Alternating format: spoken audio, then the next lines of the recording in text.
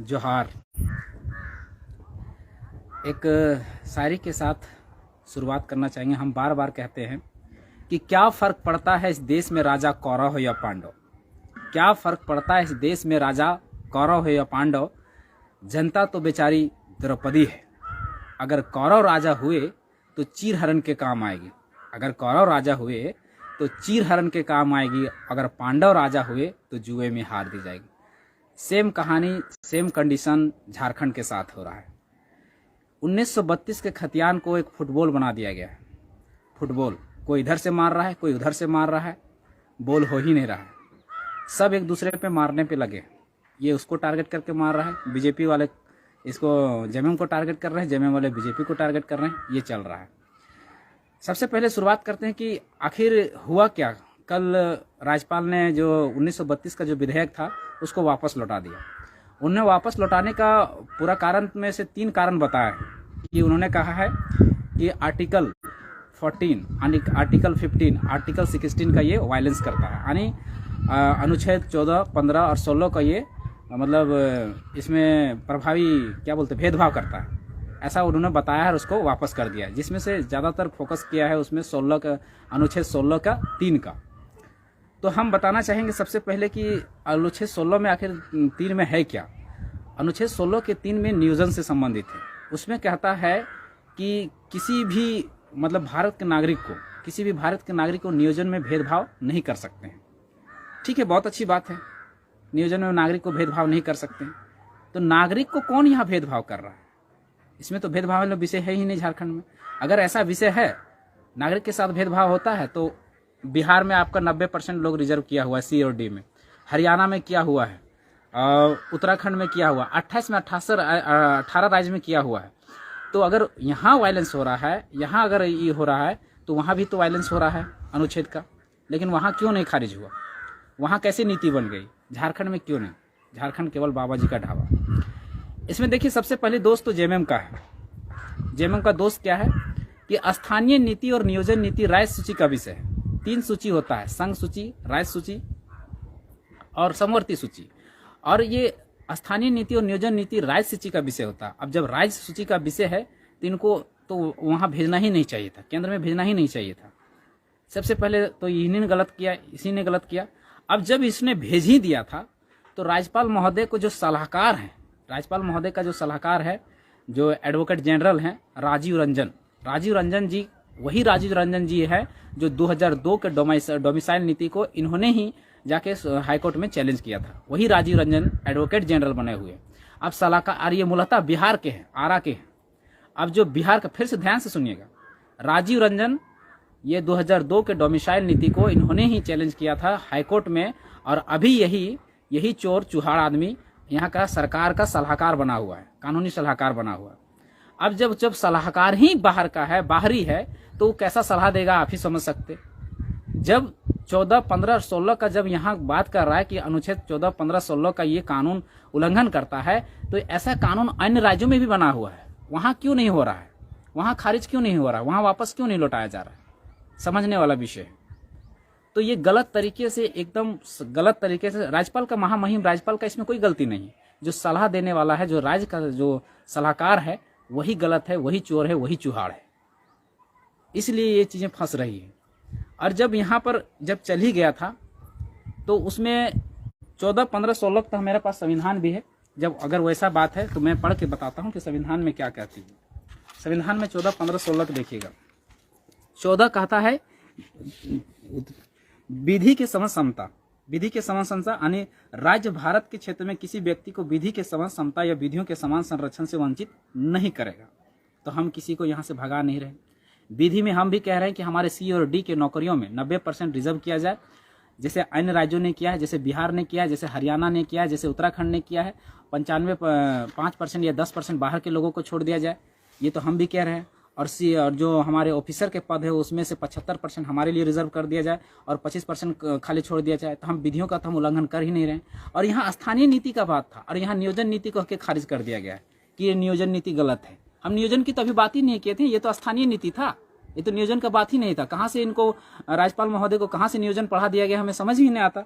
अब 15 का अनुच्छेद 15 कहता है कि जाति, धर्म, मूल, वंश या स्थान के आधार पर नागरिकों के साथ भेदभाव नहीं कर सकता। ठीक है, हम कहाँ नागरिकों के साथ भेदभाव कर रहे हैं? हम तो कह रहे हैं कि 5%, 10% उसको भी दीजिए, बाहर के 90% हमारे लिए रिजर्व कर दीजिए, 10% ओपन छोड़िए, तो हम भेदभाव कहाँ कर रहे हैं?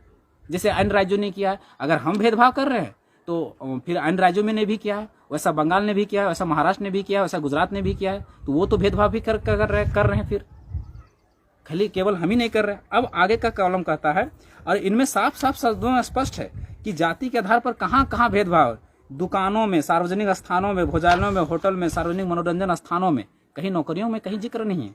उसके बाद आगे कहा है कि तालाबों में, कुओं में, स्नान घाट में, सड़कों में, सार्वजनिक समागम के स्थानों में, यहाँ भेदभाव नहीं कर सकते। नौकरियों में किन्हीं ने कहा।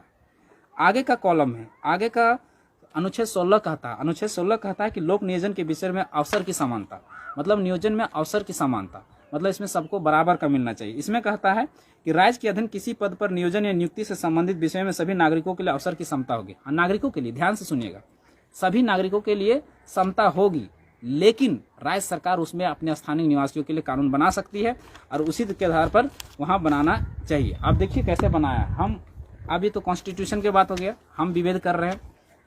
इसमें कहता है कि बिहार के निवासी ही बनेंगे राज्य के प्रारंभिक स्कूल में शिक्षक। देखिए यहाँ भेदभाव हो रहा है, लेकिन किसी को वहां पर दिखाई नहीं दे रहा है, सब जगह हर राज्यों में। यहाँ देखिए, भारत का नागरिक हो तथा बिहार राज्य का निवासी हो, बिहार राज्य का नियोजन है, उसमें विभेद है, उसमें विभेद किया गया है, सब में विभेद है। अब वही बिहार विद्यालय परीक्षा समिति का है, मतलब वहाँ टीचर का वैकेंसी का है, उसमें लिख देता है only Bihar people can apply. हम विभेद कर रहे हैं, हम विभेद पैदा कर रहे हैं, हम वायलेंस अनुच्छेद को कर रहे हैं? नहीं, सभी राज्यों ने किया। वहां तक तो बिहार में तो ये तक जारी कर दिया, अनुमंडल कार्यालय बक्सर का ये है, उसमें कह दिया है विषय है अन्य राज्यों के व्यक्ति और महिलाओं के बिहार राज्य के अस्थायी निवासी प्रमाण पत्र निर्गत नहीं होने के संबंध में। अनुमंडल में जारी होता है ऐसा कि अन्य राज्य के लोग यहाँ पर जाति प्रमाण पत्र, आय प्रमाण पत्र नहीं बना पाए, इसमें बिहार निवासी होना ही अनिवार्य है। सब कहे, देखिए पूरा डॉक्यूमेंट है। छत्तीसगढ़ का है, वही कहता है केवल छत्तीसगढ़ के निवासी ही फॉर्म भर सकता है। हम कह रहे हैं मध्य प्रदेश का है, मध्य प्रदेश में सिर्फ मूल निवासियों को मिलेगी सरकारी नौकरी।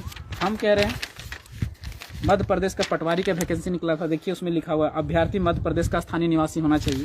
हम विभेद कर रहे हैं, कैसे लौटा दी? देखिए झारखंड में जबकि यहाँ लिखा हुआ है, पूरा फॉर्म में लिखा हुआ है भारत का नागरिक होगा, या तो लिखा भी नहीं है कि झारखंड का निवासी होगा, यहाँ तो पूरा भारत का नागरिक लिखा हुआ है, जबकि अन्य राज्यों में केवल बिहार का निवासी, मध्य प्रदेश का निवासी, छत्तीसगढ़ का निवासी ऐसा लिखा हुआ है। और अब बात करते हैं कि हमारा तो नियोजन नीति का विषय ही नहीं था, नियोजन नीति नाम देके कैसे खारिज किया गया हमें समझ में नहीं आता है। अब जब हम स्थानीय की बात करते हैं तो स्थानीय देखिए, ये बिहार का स्थानीय है, जिसमें क्या क्या मांगा है देखिएगा, आप ही देखिए यहाँ भी मांगा है खतियान होना चाहिए, दान पत्र या भूमि संबंधी दस्तावेज। बिहार ने भी यह नियम बनाया है कि भूमि संबंधी दस्तावेज या खतियान के आधार पर स्थानीय बनेगा। जब अन्य राज्यों ने, हर राज्यों ने बनाया है, हम विभेद पैदा कर रहे हैं। हम कहाँ विभेद पैदा कर रहे हैं, हमें बताइए। अगर विभेद पैदा कर रहे हैं कि वहाँ पर भेदभाव नहीं किया जा सकता, तो बिहार से मारपीट कर भगाया गया उमेश कुमार महतो को, क्या ये विभेद नहीं था?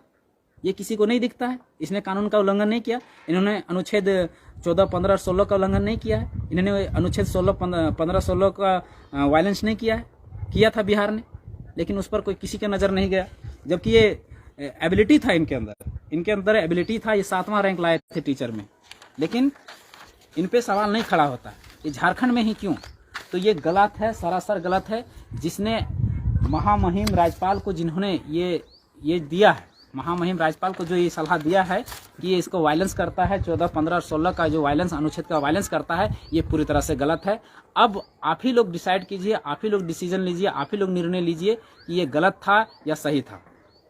बाकी ये नियोजन का विषय नहीं था, ये पहले स्थानीय परिभाषित करने का विषय था, लेकिन स्थानीय को कैसे बरगला के, कैसे राज्यपाल महोदय को बरगला के और किस तरह से बता के इनको बताया गया कि ये गलत है, ये नियोजन ही गलत है। तो नियोजन का विषय कहाँ था? अभी तो स्थानीय का विषय था, जब स्थानीय बनता तब नियोजन का विषय था, लेकिन यहाँ कह दिया गया कि ये नियोजन नीति ही गलत है। तो आप समझिए, दिमाग लगाइए कि कितना षड्यंत्र के तहत झारखंड को लूटने का, बर्बाद करने का षड्यंत्र चल रहा है। हमारा जो जितना भी वैकेंसी है, सरकारी नौकरी में हो या प्राइवेट नौकरी में हो, सरकार तो कह दिया कि हम 75% यहाँ के स्थानीय को नौकरी देंगे, लेकिन 75% देंगे कैसे? जब तक यहाँ का परिभाषित नहीं रहेगा कि झारखंडी है कौन, तो कैसे नौकरी देगा? आज देखिए लटका हुआ है, वो भी लटका हुआ है, और इधर भी जितना भी है सरकारी नौकरी में 5 लाख पोस्ट है, जिसमें 3.5 लाख पोस्ट खाली है। क्यों लटका पड़ा है? क्योंकि यहाँ स्थानीय नीति और नियोजन नीति परिभाषित नहीं है। जब तक नीति नहीं रहेगा तो नियुक्ति कैसे होगा?